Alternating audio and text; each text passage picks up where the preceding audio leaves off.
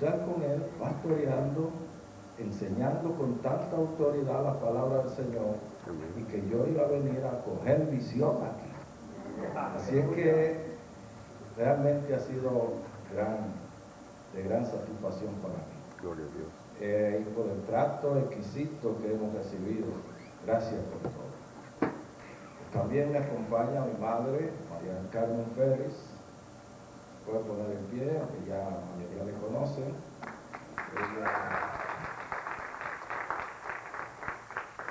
Ella es de gran ayuda en la iglesia allá, una misionera que trabaja arduamente.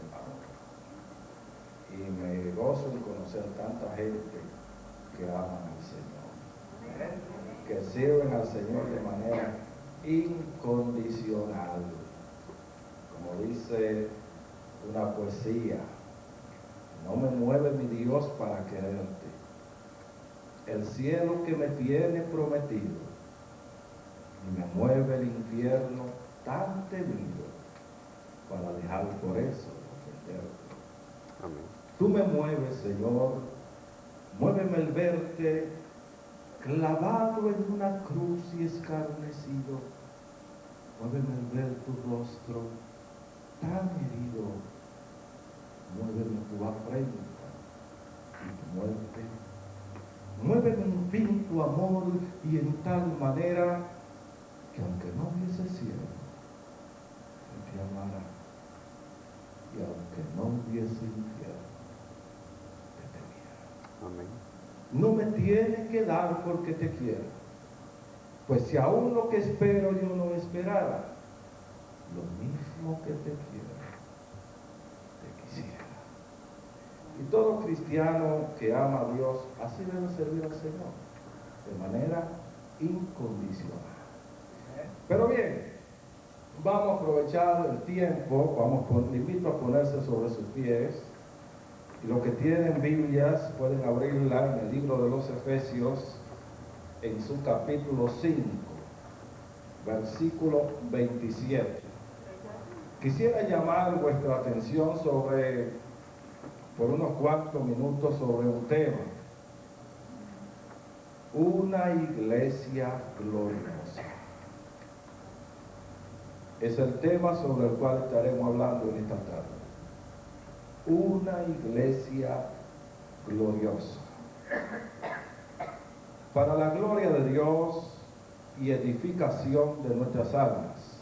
En el libro de los Efesios, capítulo 5 y versículo 27. Efesios, capítulo 5 y versículo 27.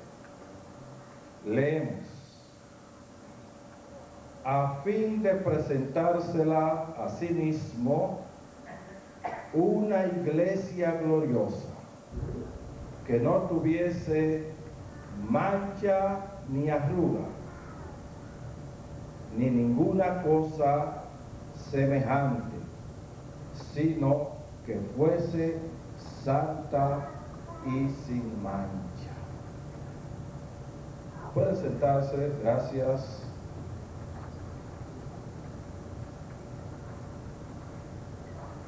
Nuestro Señor Jesucristo hace 2000 años vino a la tierra y murió en la cruz del Calvario por la humanidad. Él no vino por venir, ni murió por morir. Él vino para salvar al hombre de su pecado, para prepararse una iglesia para sí. Pero la iglesia que Él vino a prepararse no es una iglesia cualquiera. Él vino a prepararse una iglesia especial. La Biblia dice, en este capítulo y en este versículo que hemos leído, que Él vino a fin de preparar una iglesia gloriosa. Es el término que se emplea. Número 1. Número 2, santa. Número 3, sin arruga. Y número 4, sin mancha. Creo que estas palabras son bastante elocuentes del tipo de iglesia que el Señor vino a preparar. Y es precisamente esa iglesia que Él vino a preparar la que Él prometió volver para buscar. En el libro de Juan, en su capítulo 14, dice: yo me voy a preparar lugar para vosotros, y si me fuere y os preparar lugar, vendré otra vez y os tomaré, para que donde yo estoy, vosotros también estéis.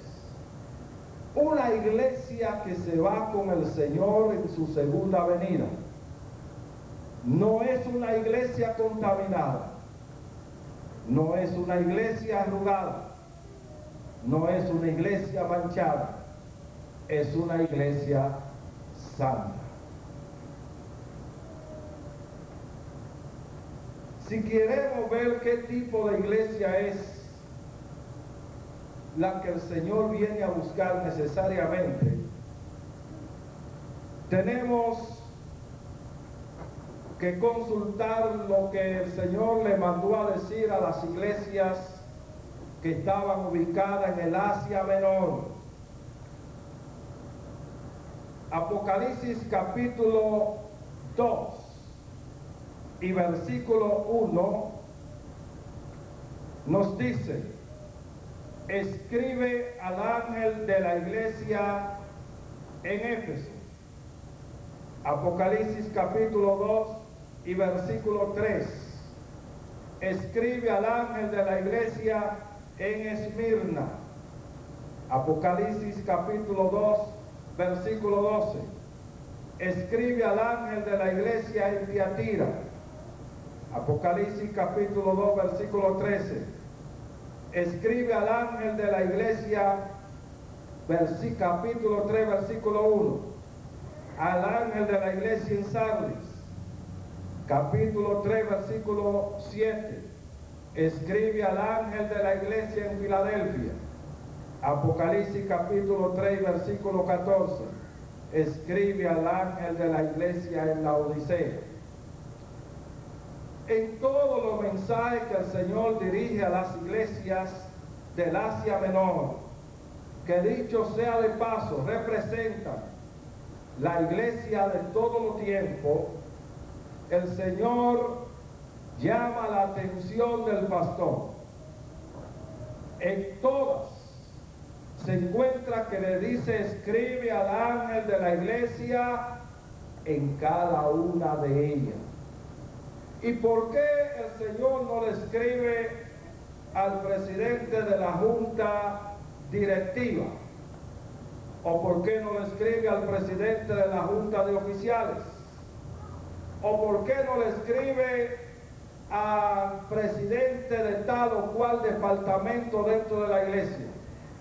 El Señor está dirigiendo el mensaje, el llamado, la atención exclusivamente al pastor de la iglesia. ¿Saben por qué? Porque ante la presencia del Señor, el pastor es responsable a última instancia de todo, absolutamente todo lo que ocurre en cada congregación. Nosotros tenemos que llegar a la conclusión que cuando el pastor de los pastores llame a Cuenca, llame al pastor a su presencia y le pida que le entregue un informe, el pastor no tendrá excusas. No podrá decirle: no, yo no pude hacer el trabajo porque fulano. Yo no pude cumplir con mi responsabilidad porque sutano. Yo no pude corresponder a los propósitos y a la voluntad que tú habías manifestado en mí porque me lo impidieron. No habrá excusa ante la presencia del Señor. Todo pastor tendrá que rendir cuenta de cómo dirigió el rebaño, de cómo instruyó al rebaño, de cómo corrigió al rebaño, de cómo preparó el rebaño para llevarlo nada menos y nada más que al reino de los cielos. Entonces vamos iglesia por iglesia a observar. Lo primero es que Dios demanda y viene a buscar una iglesia gloriosa que mantiene el primer amor. Una iglesia gloriosa es una iglesia que mantiene el primer amor. En el libro de Apocalipsis, capítulo 2, versículos 3 al 4, nos dice el Señor: pero tengo contra ti que ha dejado tu primer amor. Es el mensaje que Dios le diría a la iglesia en Éfeso. Ha dejado tu primer amor. Y cuando el Señor habla del primer amor, ¿de qué está hablando? No está hablando del amor que nosotros sentimos hacia nuestros padres. No está hablando del amor que sentimos hacia nuestros hijos. No está hablando del amor que sentimos hacia nuestra esposa o a los esposos. El Señor está hablando aquí a la iglesia de Éfeso, y dicho sea de paso a cada uno de nosotros, está hablando de un amor personal. Está hablando del amor que usted y yo debemos tener hacia su persona. Cuando leemos el libro de Deuteronomio, en su capítulo 6 y en su versículo 5, encontramos que dice: amarás a Jehová tu Dios de todo tu corazón y de toda tu alma y con toda tu fuerza. Amarás al Señor tu Dios. Y cuando al Señor Jesucristo, ya en la dispensación de la gracia, le preguntan cuál es el mayor de los mandamientos, cuál es el primero entre todos, Jesucristo le contestó: el primer mandamiento es: amarás a Dios con todo tu corazón, con toda tu alma, con toda tu mente. Es decir, que Cristo está ratificando el mandamiento que Dios le había dado al pueblo de Israel. Un mandamiento que es para todo el que viene a Él. Amarás al Señor tu Dios. Pondrás tu afecto en el Señor tu Dios. Tendrás que servir al Señor tu Dios con entereza, con integridad, con dedicación y sin condiciones. Dios en tu vida tiene que ser primero.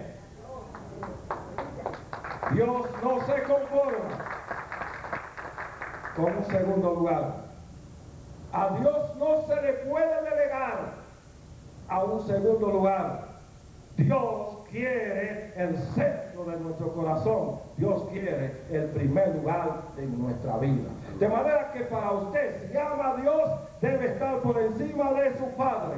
Dios debe estar por encima de sus hijos.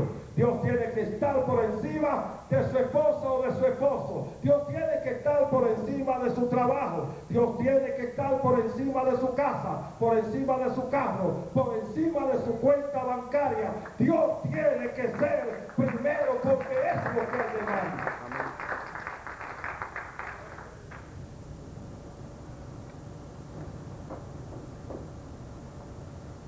Cuando Jacob salió huyendo de su hermano a la tierra de su tío Labán, él hizo un pacto con Dios. Él le dijo al Señor: si tú me tomas y me lleva. Si tú me bendices, si tú me prosperas, si tú me traes, si tú estás conmigo, tú serás mi Dios. Y de todo lo que tú me des, el diezmo apartaré para ti. Permítame decirle que ese no es el tipo de afecto, ni el tipo de amor, ni el tipo de servicio que Dios está buscando de nosotros.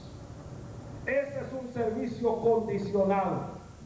Dios quiere que usted le ame, Dios quiere que usted le sirva, Dios quiere que usted entregue y dedique su vida a Él, aunque no lo bendiga, aunque no le dé, aunque no lo lleve ni le traiga. Dios quiere y demanda de nosotros un servicio sin condiciones. De manera que es un amor personal el que Dios quiere de nosotros. Es el tipo de la iglesia que Cristo viene a buscar. Una iglesia que como comenzó amándolo, así también se mantenga hasta el final, sin condiciones. La iglesia que el Señor viene a buscar en segundo lugar es una iglesia que sea fiel, que se mantenga fiel, pero no una fidelidad cualquiera, es una fidelidad hasta la muerte. Cuando leemos en Apocalipsis capítulo 2 versículo 10, encontramos que el Señor envía el mensaje a la iglesia de Esmirna y le dice: yo, en el mensaje a la iglesia de Esmirna, Dios le dice: sé fiel hasta la muerte y yo te daré la corona de la vida. Y Cristo le dijo a su discípulo que él demandaba que la perseverancia en fidelidad fuese hasta el final. Muchas veces la persona se convierte, pero no persevera, claudica, se aparta y se pierde. Por eso, el hecho de que una persona se haya arrepentido de sus pecados y se haya convertido a Dios no es garantía de que esté salvo. Usted puede comenzar, pero no llegar. Y el que comenzó y se apartó es como si no hubiera comenzado. El que comenzó y se devolvió, se perdió igual que si nunca hubiera conocido al Señor. Dios quiere que el que se convierte a Él se mantenga firme, sirviendo a Dios con fidelidad hasta el último momento. Y el último momento quiere decir hasta la hora de su muerte o hasta la hora en que Cristo venga por usted. ¿Qué tipo de fidelidad es la que Dios demanda? Nuestra fidelidad a Dios debe ser una fidelidad a lo estilo Job. ¿Qué ocurrió con Job? Job fue herido. A Job se le quitaron todos sus bienes, todos sus siervos, toda su riqueza. Y como si todo fuera poco, se le quitó la salud.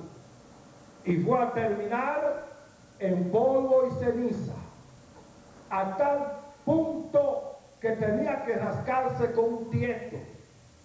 A tal punto que su esposa, al verlo, le dijo: pero todavía mantiene tu integridad, maldice a ese Dios y muérete. ¿Cuál fue la reacción de Job? Dijo Job: mujer, ¿tiene razón? No. Job dijo: vamos a servir a Dios y hacerle fiel solo en la buena. También tenemos que servirle en la mala. Jehová fue quien dio y Jehová fue quien quitó. siga siendo bendito el nombre de Jehová. Nuestra fidelidad a Dios no puede ser mientras la nevera está llena. No puede ser mientras tenemos una cuenta bancaria que nos garantiza bienestar, seguridad. Nuestra fidelidad a Dios tiene que ser en las dificultades también, en la escasez, en la salud, pero también en la enfermedad. Cuando las cosas van bien, cuando las cosas van mal. Cuando lo tenemos todo y cuando no tenemos nada. Nuestra fidelidad a Dios debe ser por encima de todo. Como Job. El que dio fue Jehová. El que quitó fue Jehová. A Él sea la gloria y siga siendo bendito por los siglos de los siglos. Nuestra fidelidad a Dios debe ser a lo estilo Ruth. Cuando Noemí se encontró desamparada en la tierra de Moab, porque murió Elimelech, su esposo, porque murió Kelión, el esposo de Orfa, y porque murió Mahlón, el esposo de Ruth. Estas tres mujeres quedaron solas, desamparadas, en una tierra extraña. Y Noemí decidió volver de nuevo a su tierra, Belén. Le dijo a Ruth, quédate con tus padres, quédate en tu tierra, quédate con tus dioses. ¿Cuál fue la reacción de Ruth? Ruth le dijo, no me digas que te deje y que me aparte de ti, porque donde quiera que tú fueres, iré yo. Donde quiera que viviré. Tu pueblo será mi pueblo y tu Dios será mi Dios. Amén. Es decir, no porque estamos mala yo te voy a abandonar. Yo voy contigo a donde quiera que tú vayas y voy a servir al Dios que tú sirves. Amén. Nuestra fidelidad a Dios debe ser a lo estilo Sadrach, Mesach y Abednego. Cuando Nabucodonosor preparó una estatua para que le rindieran tributo y todo el pueblo se arrodillara al sonar de la bocina, al sonar de la zampolla, al sonar de la trompeta, al sonar de todos los instrumentos de guerra. Él quería que ellos se adoraran postrados ante esta estatua. Pero es aquí que cuando le dijeron al rey que estos hebreos no adoraban su estatua, se enfureció y dijo, tráiganme esos hebreos. Vamos a ver si van a adorar o no van a adorar. Y lo llamó y le dijo, quiero que adoren al sonar de los instrumentos y díganme si no lo van a hacer. Porque ¿qué Dios será que los salvará de mi mano? ¿Cuál fue la respuesta de estos hebreos? Dice que ellos le respondieron, Señor Rey, no es ni siquiera necesario que le contestemos, porque el Dios a quien nosotros servimos, Él nos librará. Pero óigase, Rey, si nuestro Dios no quisiera librarnos, tenga usted bien claro que no vamos a adorar a su Dios que usted ha fabricado. Amén. Y tampoco nos vamos a postrar ante su estatua. Es una fidelidad a prueba de todo tipo de dificultades, aún a prueba de la vida misma. Si la vida tenemos que dar por Cristo, hay que darla. Porque el que pierde su vida por Cristo, dijo él, la encontrará. Pero el que trata de ganar la vida aquí, la perderá. Es una fidelidad a prueba de la vida misma. Nuestra fidelidad a Dios debe ser a lo estilo el apóstol Pablo. ¿Qué dijo Pablo? ¿Quién nos separará del amor de Cristo? Dice, tribulación o angustia o persecución, o hambre, o desnudez, o peligro, o espada. Antes, en todas estas cosas somos más que vencedores por medio de aquel que nos amó. Por lo cual estoy seguro de que ni la muerte, ni la vida, ni ángeles, ni principados, ni potestades, ni lo presente, ni lo porvenir, ni lo alto, ni lo profundo, ni ninguna otra cosa creada Amén. nos hará faltar del amor de Dios que es en Cristo Jesús, Señor nuestro. Nada. Nuestra fidelidad a Dios es una fidelidad al estilo Abacú. Aunque la higuera no florezca, ni en las vides haya fruto, aunque falte el producto del olivo y los labrados no den mantenimiento, con todo, óigalo bien, con todo, óigalo bien, con todo, yo me alegraré en Jehová y me gozaré en el Dios de mi salvación. No tenemos por qué afligirnos en medio de la dificultad y en medio de la escasez, en medio de la crisis. Tenemos a un Dios todopoderoso que todo lo puede, y el pueblo de Dios nunca estará en crisis, pero si llega a estar en crisis, con todo y eso mantendrá su integridad y su servicio y su adoración y su entrega